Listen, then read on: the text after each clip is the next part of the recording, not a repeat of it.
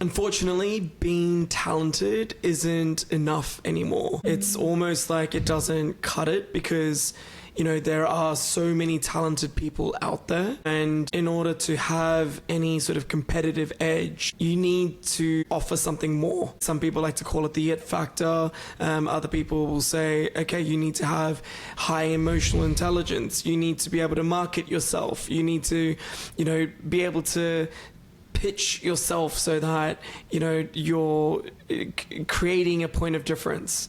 You need to look a certain way. You need to have an Instagram account that has X number of followers. You need to be a likable person. You know, I mean, you need to be a full package, well-rounded person with talent. I mean, I don't know what that means for a lot of artists out there, but it's a lot. It's the industry or society is asking for a lot. Yeah, time has changed. Like, we grew up thinking or being told if you work hard enough or if you're talented enough, you'll be fine, you'll make it. And I think we live now in a day and age where, yeah, exactly what you're saying, it's not enough anymore.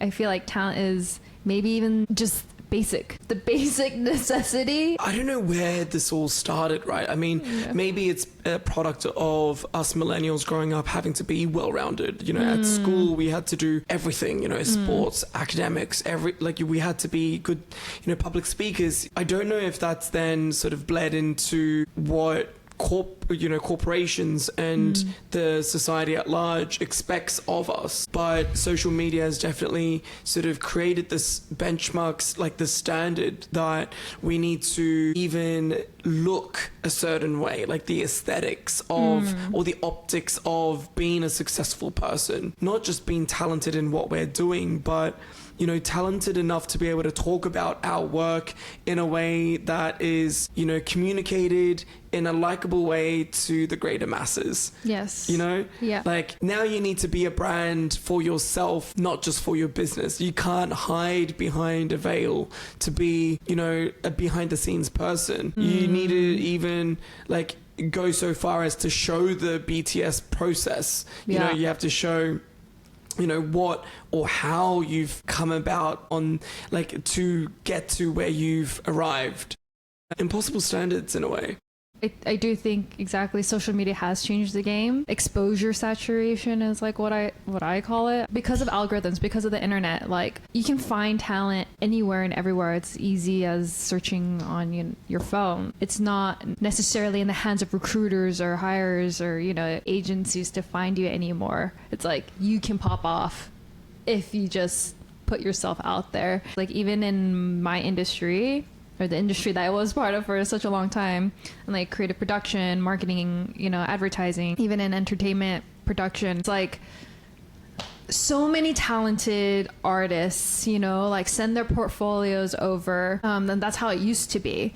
But now, like, people are finding artists through Instagram. It's no longer going to like their personal website. It's like, I'm gonna scroll through your feed. Is your feed attractive enough? But then I think it's a double-edged sword, actually, as you're even talking about this, because I remember having experience hiring people that had amazing feeds, no skill whatsoever on how to work in a collaborative team, proper processes, communication skills, you know, like understanding like workflows. And I'm like, oh, this is like a double-edged sword, because you marketed yourself so well, but when it came to actually working on a project, collaborative project with a brand, you're like, oh no, this person knows nothing, breaking rules when it comes to even like privacy, NDA stuff. Like, they don't know how to put together like a deck. You're like, whoa, kind of catfish. Yeah. So talent is the given, right? Yeah. So, you know, being able to recognize talent is still going to be on, you know, the Yes. employer, you know, someone else to discover that.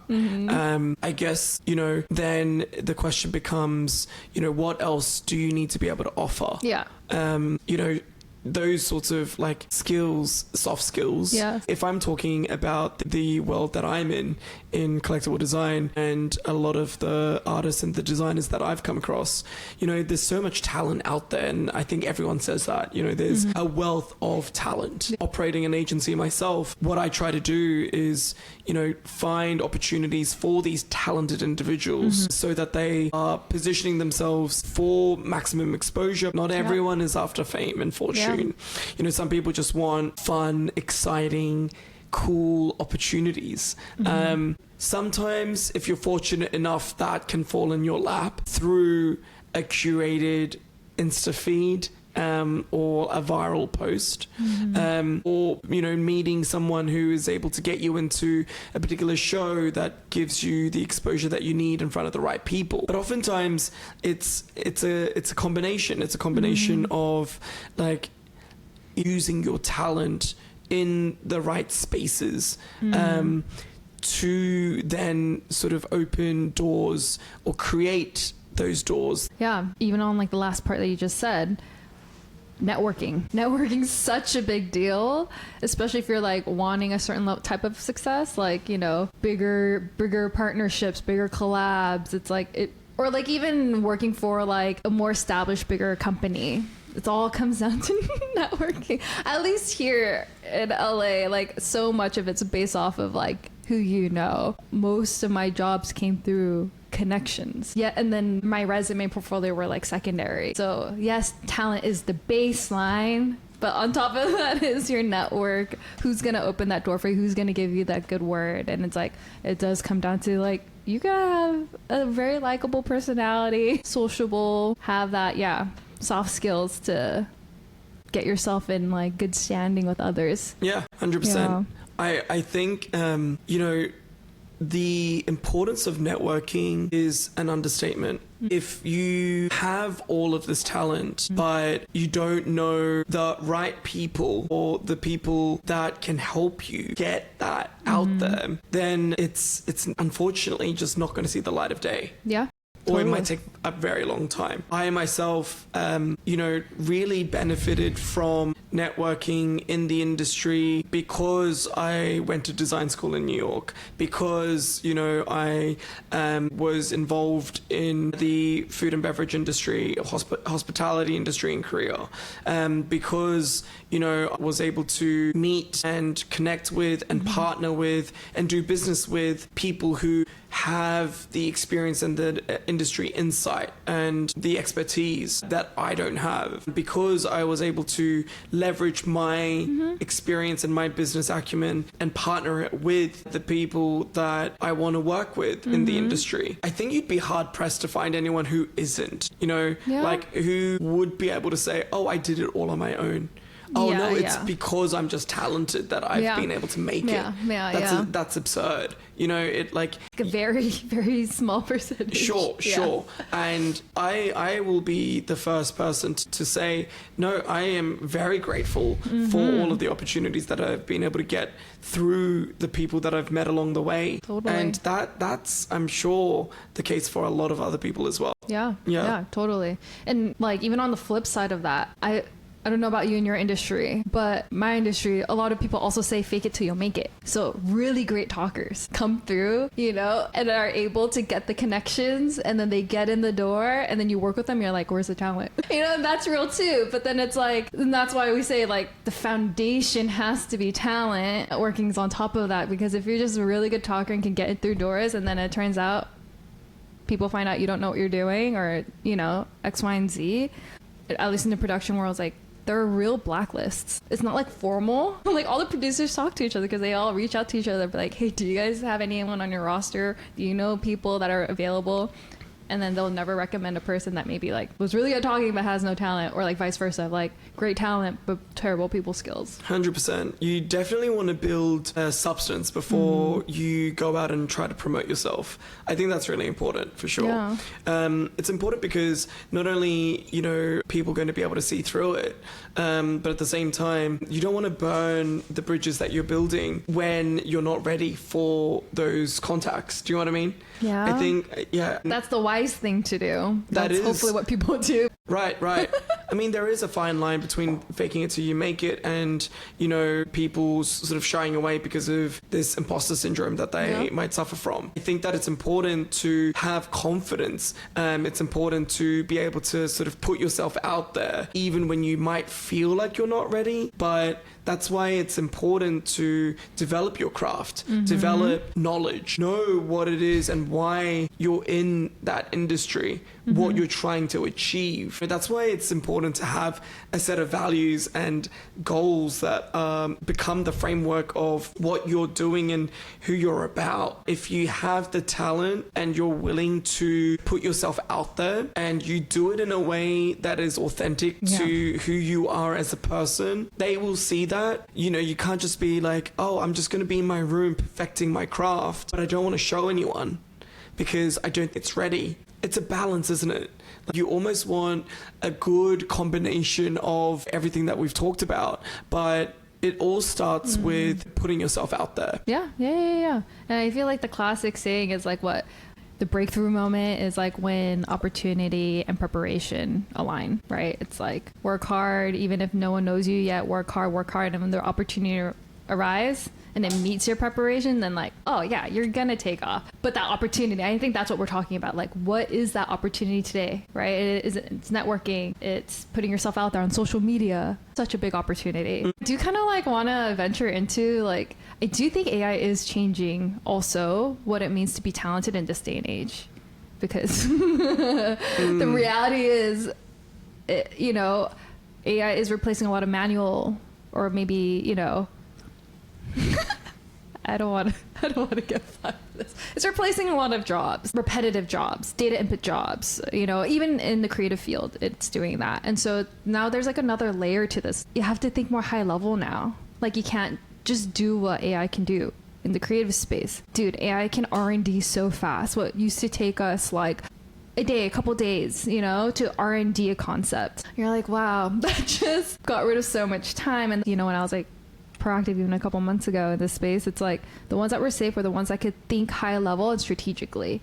Okay, how can I take this thing that AI spit out and then work on top of that, utilize it? You never take anything right out of the box. Everyone can tell. There's still some like inconsistencies with like composition, lighting, whatever. But yeah, AI does pose an issue because also with it, you're able to find people really fast. Like, for instance, I literally just saw a reel of like what recruiters would normally do, go on LinkedIn to find talent, right? That would be like a normal way to do things. Someone just like put in a prompt to find talent, and like I forget what setup he was using, but like it completely just took out the need for LinkedIn Premium. Like, you don't need a premium account now. Like, you can just ask AI. Anyway, so it's like, I think it's just changing the game too when it comes to talent resourcing, or even not even talent resourcing, just talent in general, what we consider as talent this day and age. You have to think strategically, high level. That has to be like a standard now. Like, you can't just be an inputter. So how do you develop that skill of being strategic and high level? That's such a big question. I feel like that could be its own episode too. I think first off, like the easiest thing you can do is ask questions. Keep asking yourself questions of like, is what you're doing future proof? Is what you're doing sustainable? Is what you're doing making things more efficient? Because we, as much as like when it comes to creative people, we hate the words efficiency, you know, like resource efficiency. They're like, no, I just want my time to create as long as it takes and all that stuff. But at the end of the day, if numbers and, you know, money rules like how money flows in your industry, then efficiency is a thing to think about, because AI is making things more efficient. So how am I being more efficient? How does this end up affecting the whole pipeline, the whole workflow? Like asking like, is this gonna set me apart from AI? I think whatever questions you ask that are within that realm will help you be more high level thinking. I don't know. That's just a really short little spitball of information there. Yeah. I mean, I don't disagree with you, because, you know, obviously AI is having an impact in all industries and all aspects of our lives at the moment. And, you know, I don't think I need to sort of say that, because I think all of us know that already. But in terms of, you know, do you think that, you know, with the, I guess, the proliferation of and the advancements in AI, does that mean that people who are talented, or, you know, is it talent plus, or is it talent also in AI that is now necessary? You know, I like, you know, does it mean that we need to become skilled in, you know, all these other sort of soft skills, or like we need to leverage the soft skills even more because AI is going to be able to do a lot of the technical work? How does that sort of change or influence how we see talent then? Yeah. I think, at least my personal take is, talent, the threshold or the basic level of talent has just risen really high. So like, but for instance, like AI, I don't think AI will ever replace your high level positions, because you still need an expert that can pinpoint what's wrong and be able to direct the direction of AI. Like let's call it an approver, high level approver. So then if you are at an entry level position in whatever industry that you're in, the standard is now becoming, you need to be able to start thinking like a high level approver that is an expert in your field, so that you can oversee AI. If that, I don't know. Yeah, at least that's how I look at it. That makes sense. So the decision makers, because they obviously need to call the shots. But if you're entry level at this stage, you need to be honing some skills that show that you have a certain degree of proficiency, which is asking a lot, because you know, when you're starting out in your careers, you have no clue. But I guess with, you know, new graduates now, they're probably having to be very versed and skilled in using all of this new technology, more than what, you know, the decision makers are capable of utilizing. That's true. Yeah. I guess that is the skill set component of it. Yes. Yeah, because Gen Alpha, I might be wrong, might be the AI native generation. Correct. So they'll know how to use it way better than any of us. One of the things that I wanted to mention about, you know, talent not being enough, I don't want to, for that statement to, I guess, insinuate that you need to be not just talented and all these other things. But I guess I wanted to say that don't rest on your laurels of thinking that talent is all you need, or don't have the arrogance of thinking that because I'm talented, someone will discover me, or I will be rewarded. I think that's a dangerous sort of proposition in a way. There is so much talent out there already. As we were saying before, talent being a given, what else or what more can you offer? That isn't about, you know, what additional like skills or like what other things can you check off necessarily. But how are you sharing that talent? Be proactive about how you're sharing it with the rest of the world. I totally agree, because I feel like the encouragement here is, you know, be proactive. I think also because we have been in the industry enough to know that the advice is this, like, unfortunately having talent is not enough. You need to be proactive, and hopefully like the bits of advice that we've shared is hopeful, and hopefully it lights a little bit of fire under people, you know, right. to initiate. Do you want to share some top tips that you might have for people listening today? I would say when it comes to soft skills, humility goes a really long way. And I would say like how to practice that is just asking questions. Like, know what you don't know. And that's kind of hard to do, especially in a creative, any space really. Asking yourself the hard questions, like, what do you not know? What do you need to know? And then go ask people. People love questions that are like, you know, rooted in humility, because then it's like automatically positions you of like, of course I want to help you, you know? And I would say that's number one, I think. If we're saying networking is a huge factor on top of talent, then I would say, don't network to show off what you can do. Network to show where you need help. Because I think I have seen the difference of people networking and being like, here's all 10 top things I've ever done. And like, sure, like if you're already at that caliber, I guess that works. But like if you're networking so that someone can open a door for you, usually going full force of like, here's everything I've ever done, I'm great, they're gonna be like, then why are you talking to me? Like, why are you seeking my help? Backfire. You know? For sure. Another tip would be if we are saying like AI is a potential like competitor in this space, which it is, I would say then subscribe to your, you know, whatever your industry newsletters, AI like accounts, like just subscribe to it. Even if like you hate AI and you don't want anything to do with it, I would say subscribing to those things really helps you be able to know what's coming, like what to embrace for impact and how to prepare so that when it does happen, like you've already thought about like how you're going to approach how AI is infiltrating into your industry. Right. You know? Just to build on what you were saying about humility. Yeah. I think that's a really good point, because oftentimes arrogance is always going to be off-putting. Yeah. But if you approach a sort of opportunity to connect with someone with the idea that you're wanting to take from that person, then that's also off-putting. Yeah. And not only that, but it's completely the wrong approach to have.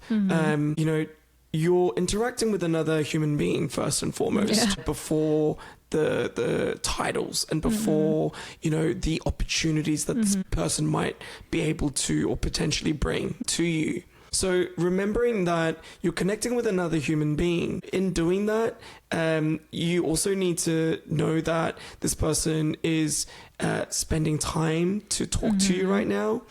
So be respectful of that. If you're wanting to learn from this person, be humble and appreciative of the fact that that is the position that you're approaching this from, and don't necessarily walk away or like sort of leave that interaction thinking, I just got something, I just gained something. Maybe sort of think about, okay, how can I be of service to that person? Yes. How can I help that person? Yes. How can I be useful to that person and helpful? Yes. I totally agree. I remember I specifically, when I would go into like, say like certain client calls or partnership calls, I would before the meeting write down things I could specifically offer them before like I even jumped on it, because I'm like, I want to make sure I'm not just taking, that I also bring value. And for me, in a call or in a like in-person interaction, I'm not a very quick thinker. Like whenever it's on the spot, I had to make a practice of write down intentionally before a call, before a meeting, what are things that I can offer this person, because I never want to feel like I'm a leech or a parasite. Like I want to be of someone of value to them as well.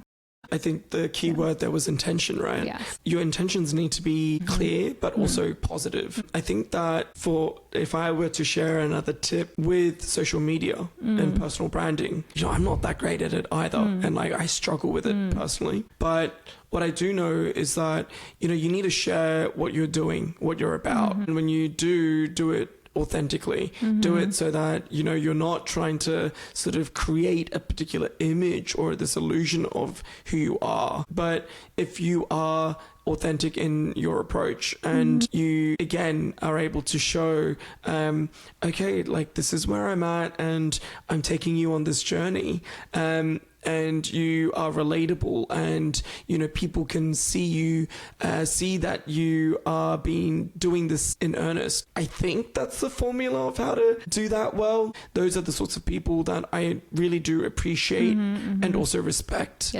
for sharing. But I think that again, it goes back to the sense of humility. It goes back to the sense of how you are intentionally representing yourself to those around you in your industry, how you want to be seen and received. Yeah, I completely agree. People don't like polished things anymore, and it's case in point, no one likes editorial commercials anymore because it's too polished. This generation craves, or even Gen Z also craves authenticity, like genuine authenticity, nothing super polished or packaged. And I think that is the reality, right? We love UGC. We love like authentic UGC, not curated, not like overly editorialized UGC like content. There's a whole psychological thing behind it that But I think at the end of the day, it is like we crave genuine authenticity, especially now if you're going to be public about it. It is a breath of fresh air when you're able to just be yourself, you know, and just be authentic about it. You know, 100%. we're not schmoozing to like impress everyone all the time, because, you know, like, chances are everyone's still just figuring things out, you know, and none of us are like completely like experts, you know, we're all just like learning as we go as well. Yeah, So, totally. Yeah, and I think people appreciate that. I mean, people value that. I think, yeah, I mean, this is great. Hopefully this helps people. Hopefully it helps you guys. Yeah.